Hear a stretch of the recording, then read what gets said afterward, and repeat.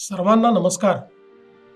आपले माननीय पंतप्रधान नरेंद्र मोदीजी यांनी एक आवाहन आपल्या सर्वांना केले आहे, ते म्हणजे इंधन बचत आणि परकीय चलनाची बचत। सोप्या शब्दात समजून घ्या, त्यांच्या या प्रतिपादनाच्या मागे हेच दोन हेतू आहेत। सोने खरेदी करू नका असे यासाठी की आपण मोठ्या प्रमाणात सोन्याची आयात करतो आणि यातून आपल्या देशातील पैसा हा परकीय चलनात जातो। ती स्थिती इंधनाची आपली गरज आपण आयातीतून भागवतो, त्यामुळे तेथेही परकीय चलनात आपला पैसा जातो। मित्रांनो, अखाती युद्धामुळे ही परिस्थिती ओढावली आहे। अशा वेळी संपूर्ण देशाने एकसंधपणे उभे राहणे गरजेचे आहे। यावर कुणाला काय राजकारण करायचे ते करू द्या, त्यांना उत्तर देण्यासाठी आपण सर्व समर्थ आहोत। पण आपल्या छोट्या छोट्या बदलातून आपण मोठी देशसेवा करू शकतो, हे तुम्हाला लक्षात घ्यायचे आहे। नवीन वाहन खरेदी करताना शक्यतोवर ई वाहन खरेदी करा। आज अनेक शहरात आपण ई बसेस दिल्या आहेत, अनेक शहरात मेट्रो आहेत।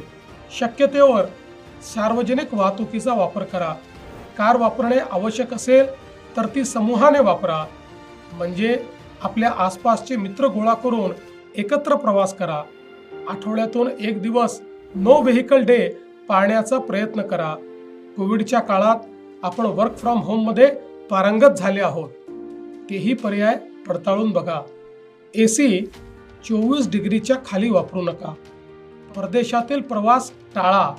परदेशातील आपल्या मित्रांना सांगून त्यांनाच भारतामध्ये पर्यटनाकरता बोलवा। अशी साधी सोपी कामे आपल्याला करायची आहेत। गेल्या 12 वर्षात आपल्या पंतप्रधानांनी देशाला ज्या उंचीवर नेले आहे ते तुम्ही अनुभवता आहात। मला खात्री आहे त्यांच्या याही अभियानाला तुम्ही तितक्याच आपलेपणाने स्वीकाराल आणि त्यांना भक्कम साथ द्याल, कारण यातच भारताचे हित आहे। आम्ही आमच्यापासून सुरुवात केली आहे। मी स्वतः माझा ताफा अर्ध्यावर आणला आहे। मंत्री आणि अधिकाऱ्यांचे विदेश दौरे आम्ही रद्द केले आहेत।